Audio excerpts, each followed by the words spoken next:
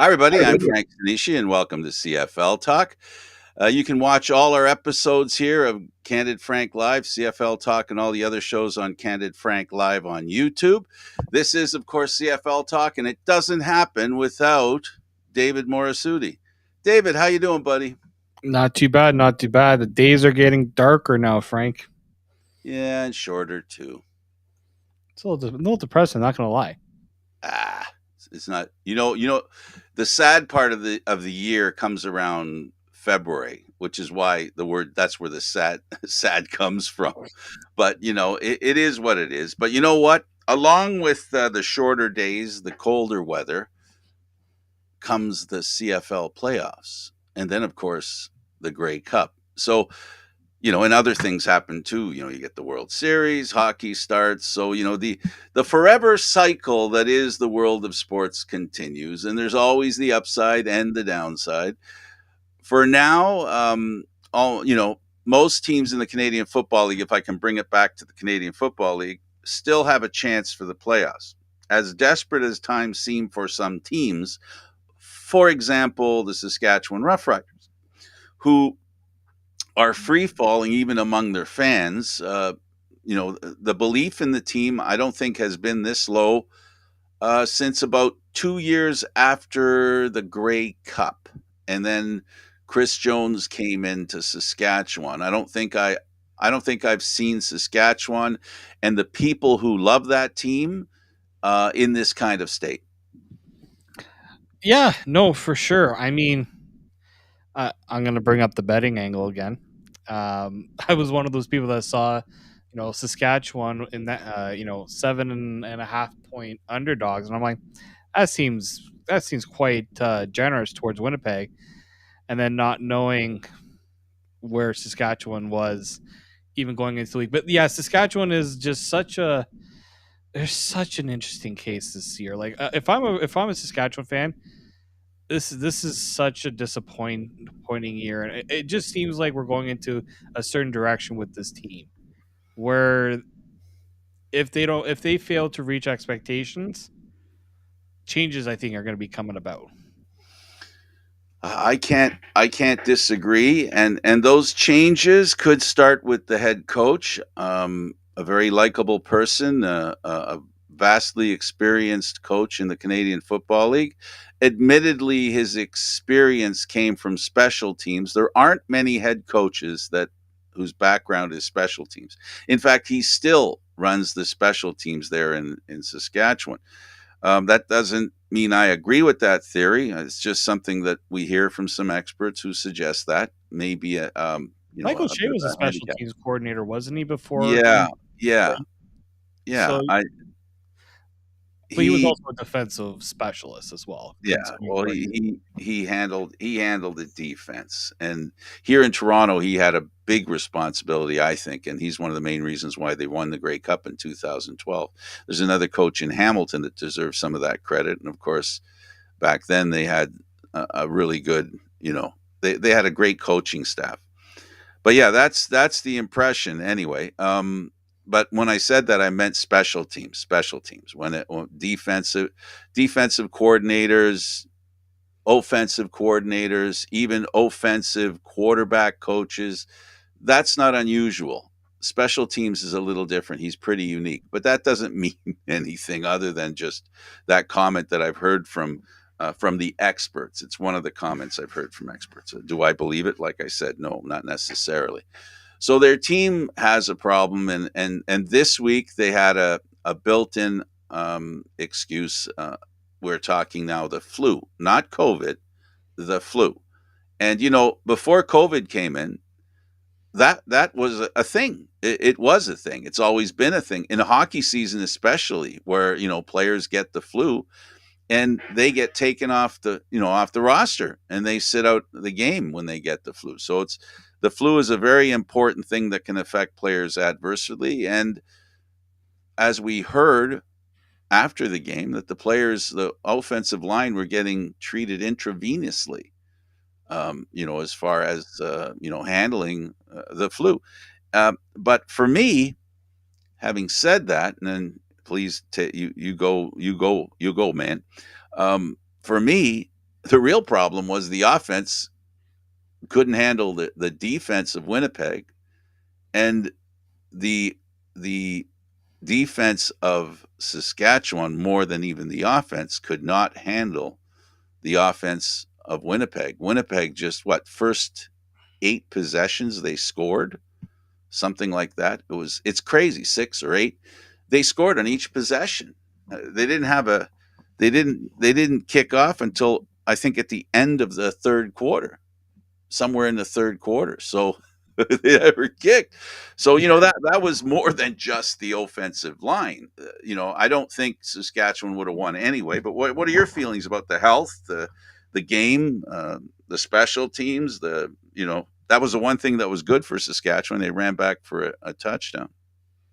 Yeah, so for me, it was I didn't know it was that bad for them, right? And I'll admit, I mean, I told you on the weekend that a lot of the time, especially the late night games or if there's a busy game, I'm usually watching them later. I usually PVR them and I watch them in full later. So I wasn't really paying attention to the game too much. Then I see the score, and I'm like, what? That can't be right. And then I heard then I was talking to a friend of mine who's big into the CFL, another a coworker of mine, and he's like, "Yeah, they had a bad stomach flu." Like he says, "I can't even."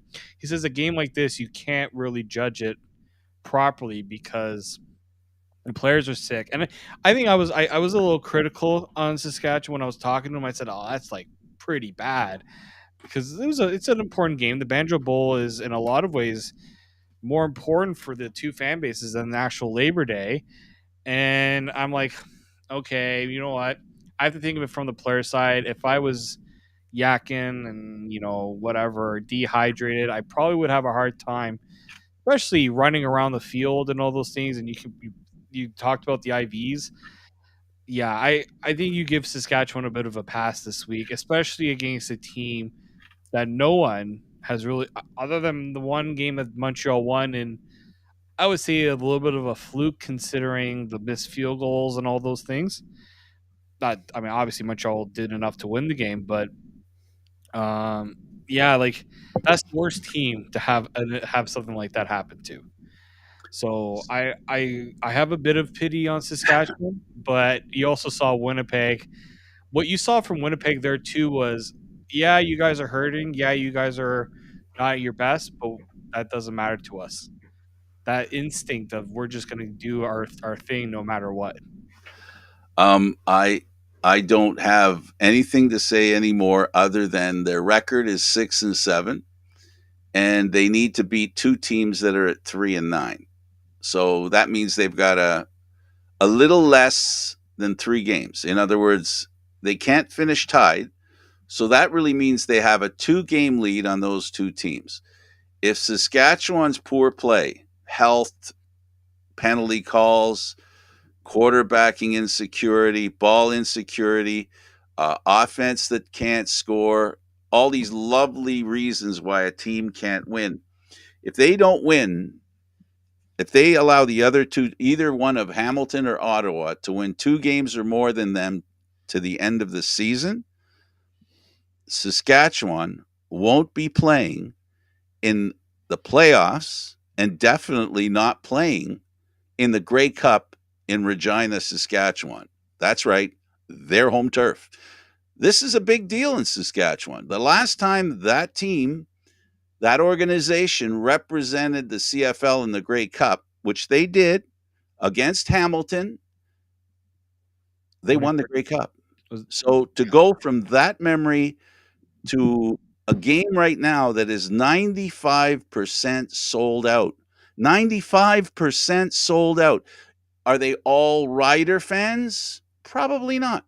But I would suggest if the previous Grey Cup is any indication or example, that's what the odds are going to be when you look at, or the odds or the numbers that the representation of Rider fans versus the other team. Because that's what happened when Hamilton made it to that Grey Cup, and Caleros was actually, I think Caleros played for Hamilton in that game.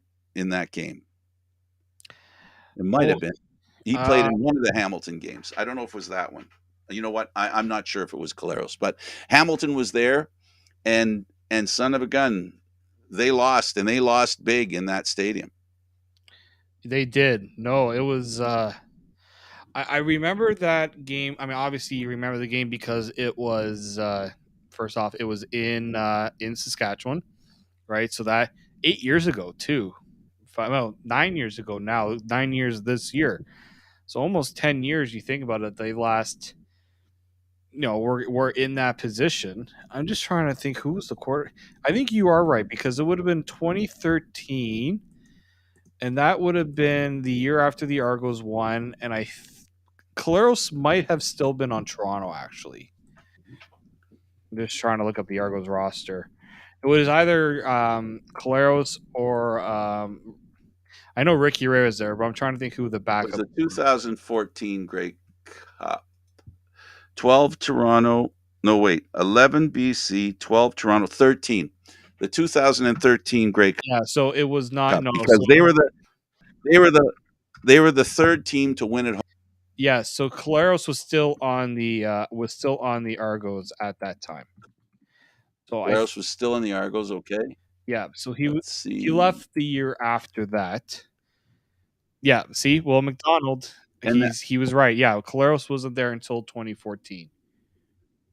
but Caleros went to the Grey Cup with the Hamilton Tiger Cats. That, Um, the, I distinctly remember him losing a Grey Cup with Hamilton, but that may be just well, my I mean, Hamilton's imagination, I been to quite guess. a few Grey Cups in this time, though. And they've lost a few. Wait, they've lost them all in this century. Um, Trying to see here. Uh, they're not. They're not showing who were the quarterbacks. See, 2014. Well, you know what? I just got the best Kevin way to do Glenn it was is I'm just going to back go in to 2013. Caleros. Kevin What's Glenn was that? the quarterback for Hamilton, and Durant was the Gotcha. quarterback for Saskatchewan. Then Yeah, he was. He, 2014, as Will McDonald said, Caleros went to Hamilton and they went to the Grey Cup again and they lost to Calgary. right, and he was the quarterback Yeah, for and Bo that Levi game. Mitchell was the quarterback, as he said. That was his first. I believe Yeah, that would have been his first Grey Cup win with Calgary. right. The point being, I guess.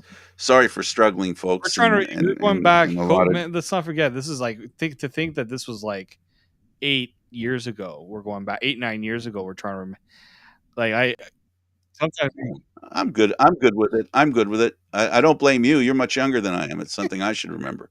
I was more the of an game of adult use your than you when brain that now. happened. It is. It is what it is. I'm truly, truly amazed at the fact that Caleros back there, he has been to the Grey Cup a lot. He's done a lot of winning.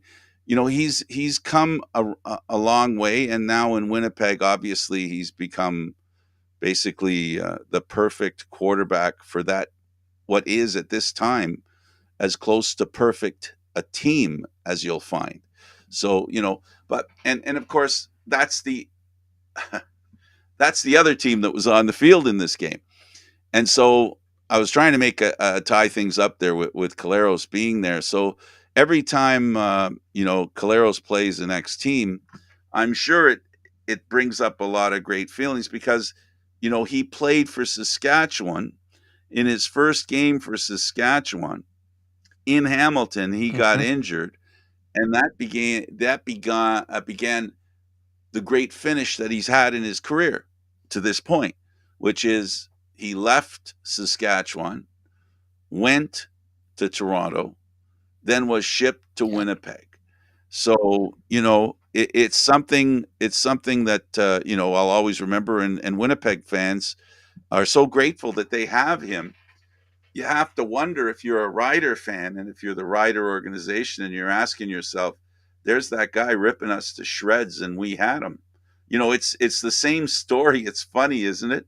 That it's the same story that we see with the young BC quarterback that everybody passed over and then they got to play him too in Rourke. So, there's some threads of consistency here that mentioned because that I am mentioning, and I'm because it's amazing how close, David, you go from being a very successful team to a team that really finds itself in trouble. You know, you say those two names, and as I said, they're two quarterbacks, Rourke and Caleros, who almost every team had a chance to have. And I believe every team had a chance to have both.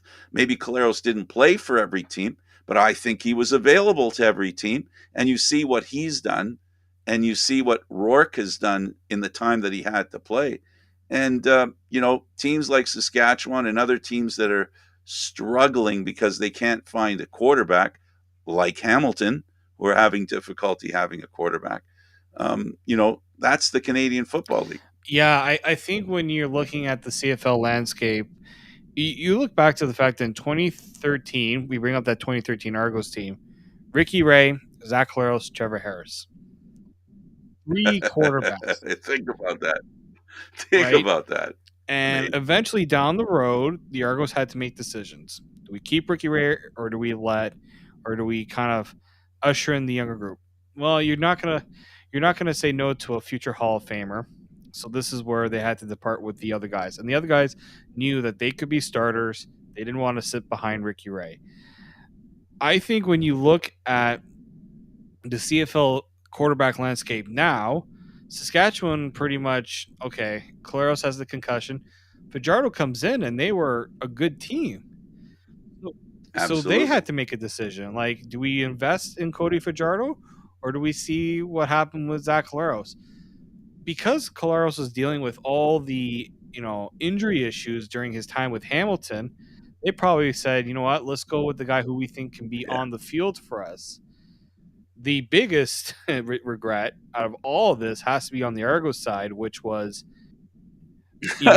we're not Zach. No, I'll give Jim Pop a credit. He traded for Claros, had a contract ready for him. He gets let go, and all that is pushed to the side, and Claros is traded to Winnipeg, and the rest is history. You don't think Toronto right now is continually kicking themselves knowing that they let a future MOP player leave again, second time they've allowed him to leave. And so, yeah, we're seeing, I think right now is look, the only ways really you can get a good quarterback in the CFL, it seems, is you draft them, you, Steal them. Steal or you steal them. them in free agency if another team decides we're letting them go, right? Or a team decides we're done, right? We're moving on. And that's what I think. That's what Ottawa was trying to do with Jeremiah Mazzoli when they got Mazzoli from Hamilton. They're trying to steal a quarterback. Exactly. One that they knew and one that they didn't have to put as much development in. But I think teams are going to have to start realizing that development needs to start with these younger quarterbacks who I think have a little more. They can just bring out a lot more in an offense. I think we're seeing that with Nathan Rourke. I think hopefully one day we'll see that with Trey Ford if he's afforded the proper development path and if he's putting in the work too. I think this has got to be the start of where the carousel of the quarterbacks needs to be. We're not going to keep around the guys who can't perform. It just simply can't happen. I, I'm, this is this is a drum that we beat all the Uh, time, and I'm going to try and beat it very little this time, but I'm going to beat it anyway for a time for a little bit. The Canadian Football League, as a league, has to figure out how to develop quarterbacks beyond the teams. I think the league has to figure something out that allows quarterbacks to be taught how to play the Canadian game. The reality is, you know, the reality is that Canadian quarterbacks are very rare that can play at an elite level in the Canadian Football League. We have seen we have seen this year a quarterback dominate a Canadian quarterback. But my point is, because teams have to steal good quarterbacks, I just wonder if there has to be some rule that allows them to keep more quarterbacks, and I really do think they have to open an extra roster spot for a quarterback. They have to. I don't know what it is they have to do. This is just To me, the easiest thing to do is to ensure that they have more quarterbacks getting reps, because you really don't know a young American quarterback is going to be a great Canadian Football League quarterback. You just don't know it. You don't know it for 4 or 5 years. You don't know. You don't know. Trevor Harris, Zach Caleros, the list goes on and on. Bo Levi Mitchell, Mike Riley, all these guys didn't really monopolize or monopolize their skill until about 28, 29 years Mm-hmm. old, right? And then what happens is their their time frame is extended because of the desperation of teams to maintain a quarterback with that experience. So we see guys like Ricky Ray. We see guys, that have been Mazzoli. We see them because the desperation to keep a guy that knows the Canadian Football League as a quarterback, he becomes very precious. So I'm just in a crazy mood right now, and I just want to. I hope that we can figure something out. The league, the teams. Is it the fault of the team? We talk about the Argo team that we follow. Do they have a backup quarterback that knows how to play the Canadian Football League? No. Do they have a quarterback that has the skill and maybe the maturity and ability to learn the game? Yes. But it's not something that happens in a matter of months. It literally takes years in reality. There are exceptions, of course. Of course, there are players that pick it up, quarterbacks that pick it up really quick. But there's got to be something done in the Canadian Football League to accelerate the learning process, the ability of greatly talented quarterbacks from down south that come up here and shrink that time frame where they adapt to the game. Or, David, the other issue is, do we have to adapt the game to those quarterbacks? Because quite frankly, the game is not that good and it's not that interesting when Hamilton plays Toronto at home and Hamilton don't have a quarterback. We see what happens. It's just lunacy to allow your league to look like that. I'm done with my rant. That's all I got to say about But we're seeing this in the league right now, where I think it's the biggest theme of the CFL this year, where there are just two elite quarterbacks in this league. That every week that player goes out, there's a really good chance that they're going to not only play very well, but they're going to lead their team to win. And that's Zach Claros, and that was Nathan Rourke. That's the biggest problem the CFL has right now. And we're going to keep beating that drum, because guess what? It is apparent now that when you don't have Nathan Rourke on the field, and you see what BC looks like without Nathan Rourke on the field, you see what Winnipeg does when the other team is not up to snuff, and their quarterback effortlessly puts up 4 touchdowns. Effortlessly. Like that. I'm sorry, Winnipeg did not have to do much in that it. game. Total. And that's what it means to have an elite quarterback. Ricky Ray against that team likely would have done a similar thing. Ricky Ray didn't always have the best players around him. He didn't need it, because he knew how to right. You look at other quarterbacks, even Bo Levi Mitchell in his best days could have picked apart Saskatchewan in a game like that. And now we're seeing it. Maybe we're seeing it with Jake Mayer. Maybe. I'm still. It's too early to say, because the consistency hasn't been there. But maybe he's the next one. But right now, I only see 2. I see more than that. I see more than that, but for a different reason. You're talking about elite. I'm talking about quarterbacks that can compete with those elite quarterbacks that you're talking about. There's a handful that can. I'll throw Meyer in there. I'll throw Harris in there. I'll throw McLeod Bethel Thompson, who's becoming, I think, a very dependable quarterback.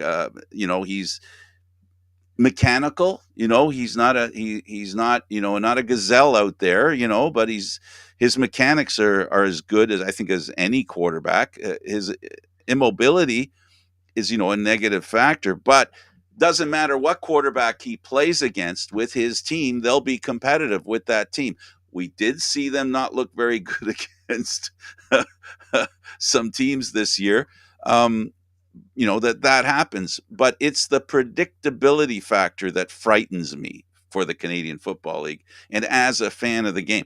When you, like I said, I repeat, when Toronto goes into Hamilton last week and you knew Hamilton was going to lose, that's the last thing you want if you're a league. You don't want to have a team go into another town, or especially into their hometown, their home field, and beat the what out of them. And it looked great. The game looked a lot better than it really was, in my opinion. But again, leave that behind. The point is, we need to have backup quarterbacks that are good Canadian Football League quarterbacks that can ensure that if the team has a little bit of advantage as a defense and offense and special teams, it isn't frittered away by the quarterback, which is what we're seeing, which is bad. That's the bad part. So the competitive edge, I'm not talking about every team has to have a Zach Caleros, or not every team's ever going to, because this kid Rourke he's over the moon. Not every team can have a Nathan Rourke. But every team should have a team that can compete with those guys, that can make up for it with a little better defense, a little better, special teams, a little better offense around the quarterback, little better coaching. There's lots of things that make a great team. And that's why my frustration with quarterbacks, because when you have one player is going to be the reason whether you win or lose, and if he's not there, you're going to lose. Yikes. That just ain't good. That's not good. So please, CFL, figure out how you can create an environment, whether it's you change the rules in some way that helps quarterbacks learn the game faster, because I think that's what it is. They've got to figure out how to make American quarterbacks, I'm repeating myself, play better faster. They got to learn to play better faster. Is there a system that they can apply? Coaching system? I don't know. Is there rules that they can change? I don't know. Can they figure out a better way to pick the guys that are better quarterbacks in the Canadian Football League? I don't know. But it's got to be something in there, something like that. So yeah, I don't like the idea that a team doesn't stand a chance because they lose, in fairness to Hamilton and in fairness to quarterbacks in the Canadian Football League. They lost two quarterbacks. So now the third quarterback is the one that is the problem now, and that's not his fault either. I want to make that clear. American quarterbacks don't understand the game when they get here. I think you know what it really comes down to, and somebody, can't remember who asked it, but sorry. I think the big one here, thank you. The big one is investment in the position, because guess what? How many? I should have researched this. How many teams have a dedicated quarterback coach? How many leagues? How many of how does the CFL put together camps, like like development camps for quarterbacks? What they started doing, I remember this in 2018, I think 2019 as well. They had like a bit of an apprenticeship program where during training camp, a U Sports quarterback, so one of the Canadian University quarterbacks, was in training camp with. They did that for a long time until a couple of years ago. But you know what the issue is? I'm sorry, but a CFL coach is not going to prioritize this Canadian university kid because he's got to worry about getting his own quarterbacks up to snuff. That was in my opinion, when I saw that, I'm like, it's a neat idea, but the execution just wasn't there on it. You have to like a lot of these quarterbacks now do their own things in the offseason. We're like, all right, let's get together and let's work on things together. They get receivers from the league, they get CFL players, and they try to do like their own workout camps. The league has to do a better job of supporting them, in my opinion. I wonder if I don't know. One thing I didn't mention, because this wasn't planned. It was all off the top of my head, off my pointy little head. The other thing that they could do is they could lift the cap a little bit and dedicate that money to a backup quarterback. Like, make that part of the quarterback that they can spend. I'll give you more money, so you can have maybe 800,000 on quarterbacks. That you bring that money in, and you kind of force the teams. You force the teams, maybe for their own good. You force the teams to bring in more than one really good quarterback. I don't know. I don't know how much it helps in recruitment.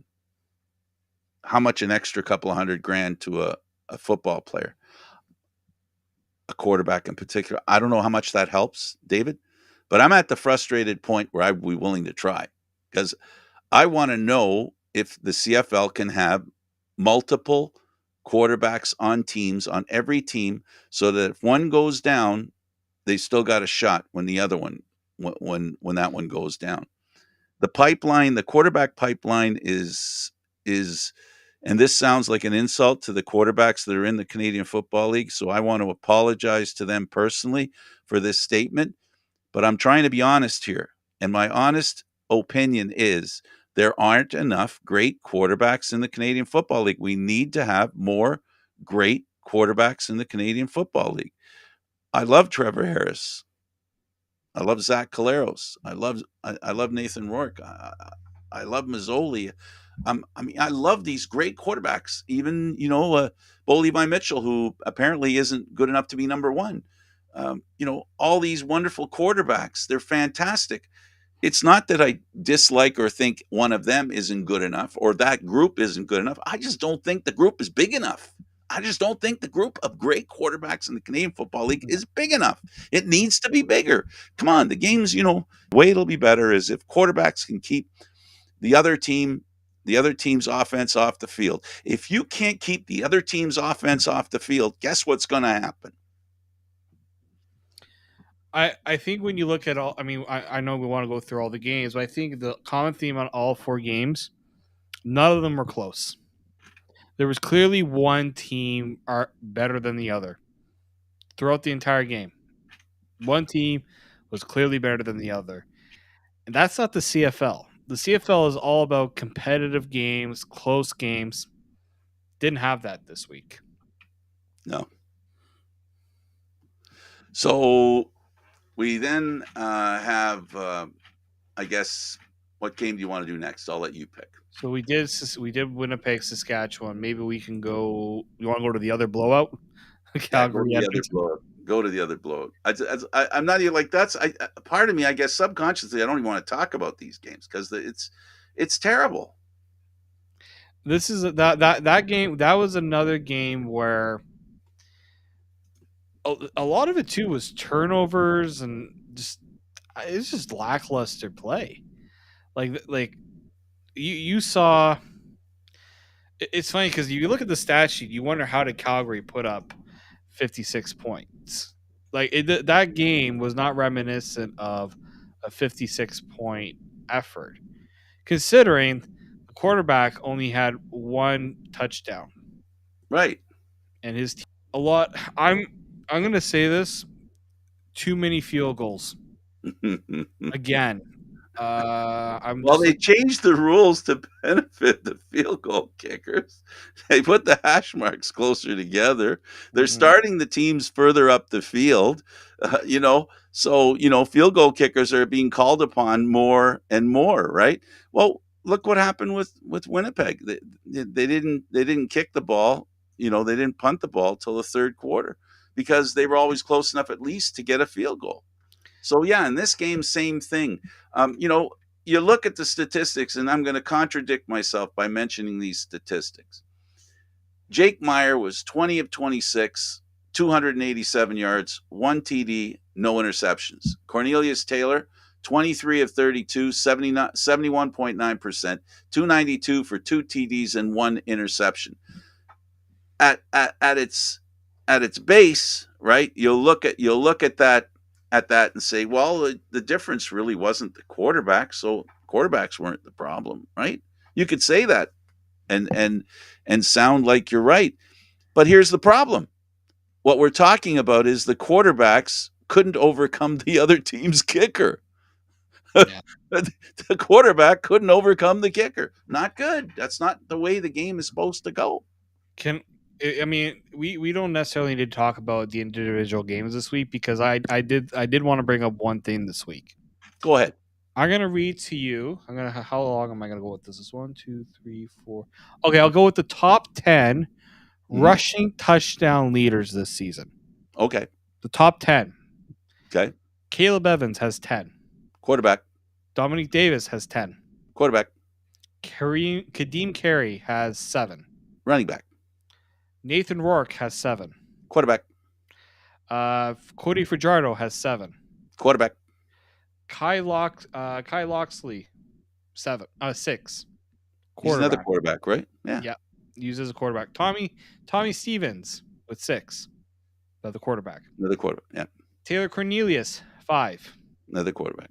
Dakota Prukop 5. Quarterback. Brady Oliveira 3. Running back. So 2 running backs out of 10. 2 running backs are among your top touchdown leaders, and you keep going down the list. It's James Butler 3. That's another running back. Jamie Newman, quarterback, has 3. Antonio Pipkin, quarterback, 3. Drew Bound. This is another issue I have with the CFL offenses. Why is it? I understand it's probably it's the way that all offenses have been doing it for all these years. But I'm actually getting tired of seeing the quarterback sneak on the goal line for a touchdown. I It am. does happen a You lot. don't see the It's predictable. throws. You're not seeing the throws in the end zone anymore. You have this massive end zone of 20 yards, some 15, 20 yards. Use it to your David, advantage. now I'm always willing to admit when facts don't look at the way I think, but this one does look the way I think. It speaks to the fact that coaches do not have the confidence in a quarterback to either hand the ball off or throw it. It speaks to how good defensive linemen are in the CFL because they have found ways to close gaps, and maybe the offensive linemen aren't. But I also think of it this way: the offensive linemen have to push the defensive line in a way to give that quarterback a chance to get into the end zone. You tell me a running back couldn't try to do the same? I also just it's not even just getting the running back going. I think the first team that decides we're gonna look like we're gonna sneak the ball, or we're gonna hand it off and we're gonna do play action and get that easy touch. So I said that's probably the easiest play because nobody will see it coming. Everybody will think it's going to be a run at the 1 yard line. I just Then think maybe that they have to cap the defensive line. Maybe you got to force teams not to spend so much money on the defensive line. I love defenders. Don't get me wrong. Again, all I'm thinking about is keeping this league alive. That's my bottom line. That's my North Star, keeping this league alive. And the way maybe that's what they have to do so that quarterbacks have a better opportunity to be better. So the level of talent at the quarterback position is not handicapped by the level of talent at the defensive position. I'll By make your by your I'll make state, a better suggestion than that. please do. You have on the offensive line, you put a maximum number that you can have starting Canadians on the offensive line, because then it forces you on the offense. You know what? Now we got to go with the Canadian receiver. We got to go with the Canadian running back. Canadians can do other things than play offensive line, and I think, yeah, a lot of these Canadians get jobs as offensive linemen. I totally get that, but they can do other things. There are Canadians that can play receiver, that can play running back.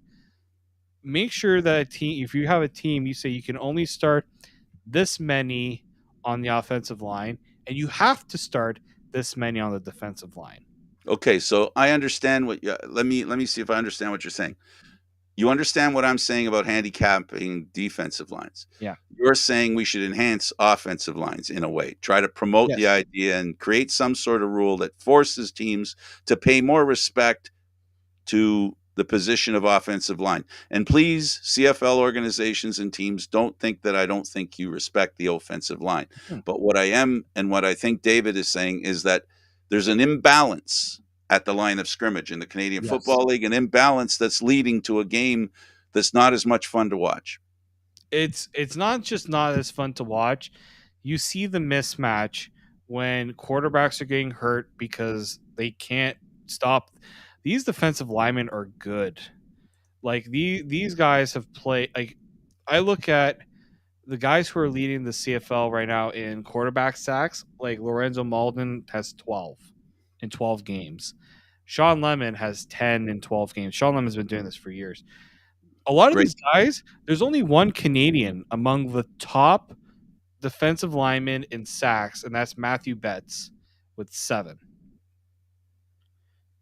Other than that, there are not many Canadians up there because not a lot of there are Canadians playing on the defensive line. There are.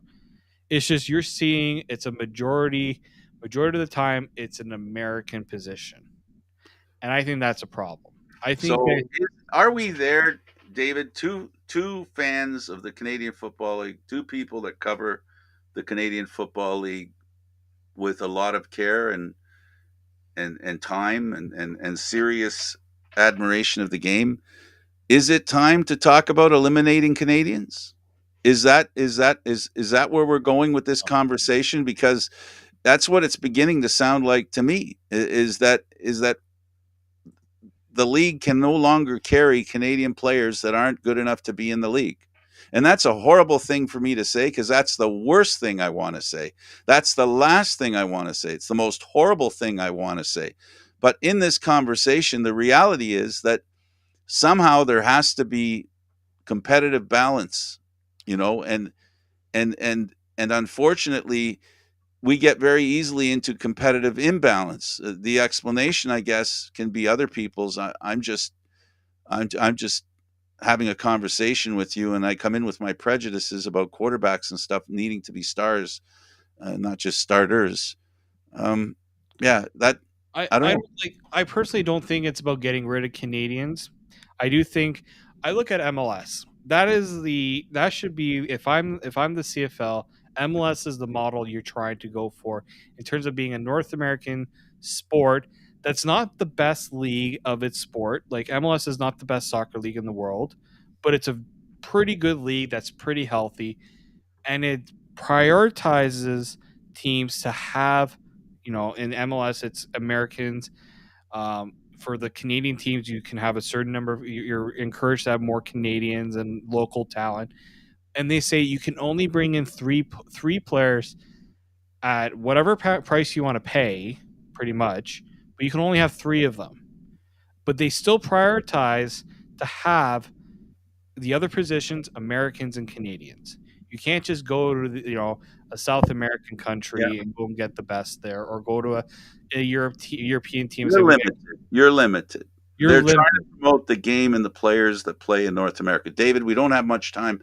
Let's Yeah. go to the other two games, but first finish by saying this Here, game between Calgary was fantastic. yeah. They're a Edmonton. great organization. They're a well-coached team, and that's the advantage that they have this year. They have done a masterful job of the way they coach their team. Next man up mentality they've had for years. This year, they're incredible. Let's go over to BC and Montreal. Again, you would have referred to that, I guess, as one of the games that wasn't close. Was not close because even though Montreal's quarterback play wouldn't have suggested it, but BC made too many mistakes and Montreal took advantage. Too many mistakes from and look, the drop off at quarterback. I know you're a big Antonio Pipkin guy. That game showed me, unfortunately, that Antonio Pipkin, in my opinion, isn't capable of being a starting quarterback in this league anymore. That's why they're starting Adams in next week. Yeah. In my opinion, that was a game I still think BC had a chance, but I think it was really I think it was the third quarter that did them in. Like It's amazing how one player not in the lineup can make such a difference. and it's not just one player. I just think it's like not I think Nathan Rourke playing that game makes a whole heck of a lot of They a look totally different difference. without him. But yeah, no, they They look can't run the totally ball they can't run the ball anymore with James Butler. Just teams are no longer have to say we have to watch out for the quarterback. They can do the whole offense is now being they're just a step behind, and I think maybe we'll see what happens with Vernon Adams. Maybe he can be a difference. Then there was the final game that we're talking about. Wasn't the final game, but it's the final game we're talking about. The team that we cover, the Toronto Argonauts, 24-19 over Ottawa. Ottawa came on strong at the end, but just couldn't do enough. The Argos defense again snuffed out a team that looked like they were making a comeback. this is where I'm. We were talking about getting rid of or like not prioritizing Canadians. Curly Giddens Jr. This Hmm. a game where, and you ask me, do you think he's the best Canadian? I think he's the best Canadian offensive player. There might be some. The last 2 years has been a defensive player that's won the award. It hasn't been won by a Canadian offensive player since 2018 when Brad Sinopoli did it. But I think Curly Giddens Jr., if he can get back to this was a bounce back game from him. He hasn't looked the same the He's last had a few weeks. couple of games where he hasn't looked as good. Yeah, but this is a game to shows that shows what a good Canadian player can do. And this game should not have been close. This is a game the Argos again did not take advantage of a pretty bad BC team. BC team, Ottawa team. Boris Beatty had 5 field goal attempts. Field goals keep teams in games, especially Ottawa, and that's the problem with a lot of these teams right now. They're not going for those touchdowns. You got to start going for touchdowns because if you allow teams to stay in it, like Ottawa had a chance to tie or win this game. Toronto needed their defense to step up. But I think it was a good thing to see Curly Giddens Jr. play well. I think Nick Arbuckle's done pretty well since he's taken over as a starting quarterback. But that offense, there, that was just a good defensive performance from the Argos defense to keep Ottawa out of the end zone, except for the most part. Too many field goals in this game. Argos have to figure that out. They cannot rely just on field goals to win games. It's got to be touchdowns. They need to start putting opponents away, especially in that fourth quarter. They had 0 points in the fourth quarter. 0. Ottawa had 10, and they could have had more if the Argos defense didn't step up the way they did. Well, let's remember that Beatty was 60% on success with field goals. Yeah. Well, another issue I have in the CFL is you're wondering why no lead is safe. Well, it's because teams are settling for field goals too much, right? Or on And the not making them. And not making them. We've exact seen and a not lot of making. victories that had to do with kickers missing field goals. Yeah. And that's the thing, that we've got going on here. The Canadian Football League is a great game. We've seen lots of great games. We want to see more great games. I've been very insistent about quarterbacks, but I got to tell you, when the game is played right, this is a great game. When it gets off the rails, like we saw in a couple of games, it really isn't as appealing. And I'm afraid that it's important that the game be appealing, David. That's all I'm trying to how to make it more appealing. And I really think it's quarterbacks. They need offenses that work. And unfortunately, defenses win championships. Therefore, the attraction for organizations to key on great defenses, but they're Yeah. not entertaining. Defense is also more coachable in a lot of ways. Oh, absolutely. Uh, I think Ottawa. you I can't will say teach this about talent. I will say this about Ottawa. Just my final thought: if they find a way to string together a few wins and Saskatchewan loses, I think there's a good chance either Ottawa gets third, So, yeah, second in the East. If Montreal's kind of iffy for me, but I still think Ottawa has a chance. But they got to start absolutely. putting up touchdowns on offense. The odds of there being a tie in a game in the Canadian Football League are remote. We have seen it, but very rarely. So, in essence, that means that as long as a tie between Ottawa, Hamilton, and either of them and Saskatchewan means they get in. So, in essence, right now, Saskatchewan has a 2-game lead, not a 3-game lead like you would think looking at the standings. And a 2-game lead with about 5 games left, there's a swing there that's possible. Yeah. Either of those teams get hot. If Hamilton gets a quarterback, gets healthy, one of their better quarterbacks, watch out. It could be interesting. And I haven't looked down the road if they play each other, so that should be interesting too. Yeah. Very interesting. The games that Saskatchewan plays against Ottawa and Hamilton will be deadly if they have to play them. Exactly. I do believe that. Okay, David, thanks for doing this. Thanks again, Frank. Okay, he's David Morassutti. I'm Frank Stanisci. Thank you for watching CFL Talk. Check out my YouTube channel, Candid Frank Live, and you can watch all the shows that we do here. Hope to see you again next time. Thanks for watching. For David Morassutti, I'm Frank Stanisci.